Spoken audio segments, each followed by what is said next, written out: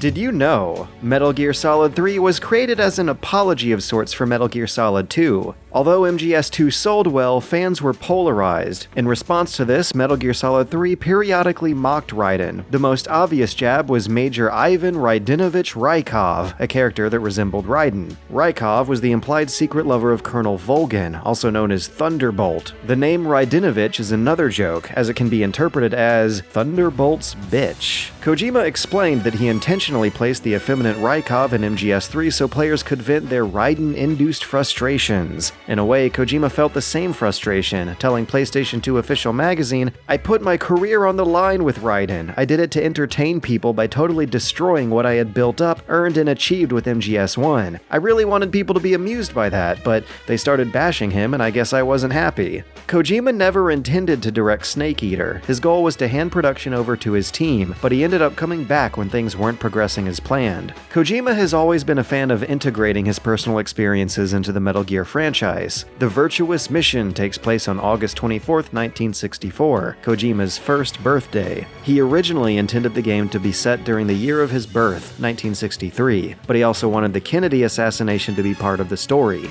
Naked Snake was apparently planned to have a physical constitution similar to Arnold Schwarzenegger. As well as being bulky, he was going to stand around 6 foot 5 feet tall. Snake Eater's new jungle environments included uneven terrain, which posed a problem for developers. The solution was to drop the collision engine used in previous games and create an entirely new one. The camera angle was also an issue in the game's original release. Some complained about the camera being restricted to a top-down view. Kojima explained the choice, saying he wanted to maintain consistency between the games. In an interview with IGN, Kojima admitted another factor in this decision. When the team experimented with the camera being behind Snake, he would feel sick. Like other Metal Gear games, MGS3 took inspiration from movies, books, and TV. Some pieces of media that inspired the game were George Orwell's 1984, Papillion, Dr. No, The Great Escape, and Richard Dawkins's The Selfish Gene. According to Kojima, the team would take overnight trips to brainstorm ideas for the game. On one of these trips, he remembers seeing John McTiernan's film, Predator. The movie's jungle setting and camouflage mechanics heavily influenced the final game. After Metal Gear Solid 2 was completed, composer Harry Gregson Williams told Kojima that he didn't want to make high-tech sounding music anymore. Williams said that if the next game was set in the jungle, however, he might consider composing for it. Kojima told Williams he chose the jungle setting just to have Williams on board, even though a jungle theme was already being considered. It wasn't until all the music was composed that Kojima came clean. Kojima took the movie references one step further with the secret minigame, Snake vs. Monkey. The original 5 stages were titled as parodies of Escape from New York, the detective series Dragnet, 1968's Planet of the Apes, George Romero's Dawn of the Dead, Cape Fear, and Gone with the Wind. Though the North American and Japanese versions of Snake Eater contain 5 stages for Snake vs. Monkey, the European version of the game contains 2 additional levels, Return of the Living Apes and The Apes of Wrath. These additional levels were made due to the game's late release in Europe. This minigame was also meant to be family-friendly, with Snake immobilizing the apes with stun grenades instead of killing them. This isn't the only minigame hidden in MGS3 either. Guy Savage is a secret level that can be accessed after Snake is tortured by Colonel Volgin. Upon saving and reloading, a dream sequence will begin where the player is placed in the role of a dual-wielding swordsman. The game ends after a short time, or if the player dies. Though it is not known why the minigame was included in MGS3, Kojima initially wanted Gradius to be featured in this part of the game instead. According to writer Shuyo Murata, there was talk of the minigame being expanded into a standalone game of its own, but that idea was scrapped. If the player kills Ocelot, a game over screen with the words "Ocelot is dead" appears, slowly transforming into the words "Time Paradox." Colonel Campbell will also scold Snake for creating a time paradox. You changed the future. You've created a time paradox.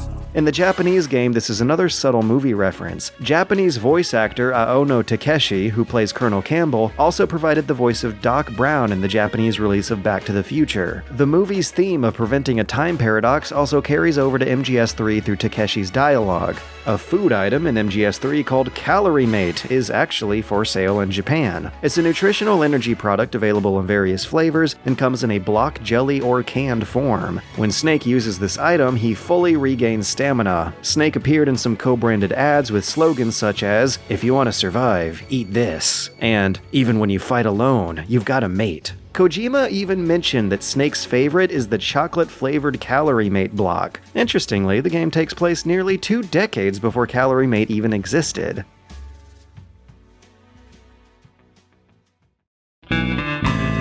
The names of the Cobra unit were all based on emotions relating to war: pain, fear, fury, sorrow, and joy. The End was planned to be called The Doom. The name was changed, partly due to the prominence of the game Doom 3. Kojima originally wanted the fight against the End to be an intense tactical battle that would go on for weeks. After some experiments were conducted, he was told it would be impossible. The fight with the End can be difficult, but there are ways to easily defeat him. Snake can use his sniper rifle to pick off the End while he sits in his wheelchair on the dock. This will completely skip the sniper battle in the jungle, and Snake will have to fight Ocelot unit troops instead. Another easy way to beat the End is by reaching the area where his boss battle occurs, saving the game, and turning off the console. If the player reloads the save file after a week, or puts the system clock forward a week, the End will die of old age. One of the boss's earlier designs had a snake head tattoo on her exposed breast. This was so that when she fired a gun, her breast would jiggle and make the snake appear to be laughing. The river where Snake faces the sorrow was inspired by the River of Three Crossings, which refers to a Japanese Buddhist belief similar to the river Styx from Greek mythology. Kojima also planned for the sorrow to quote the Nose railway stops, an Easter egg that appeared in both Metal Gear Solid 1 and 2.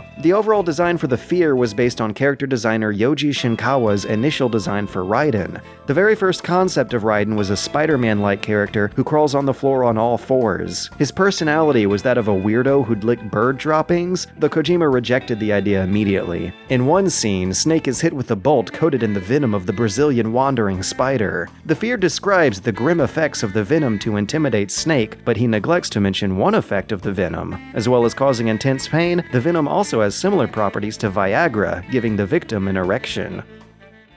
Don't forget to subscribe to Did You Know Gaming for more facts and trivia. If you like this video, consider sharing it with a friend. You can also check out the Did You Know Gaming video on the original Metal Gear Solid, as well as the critical close-ups on my own channel, Super Bunnyhop. Check those out to have some more fun learning about these amazing games.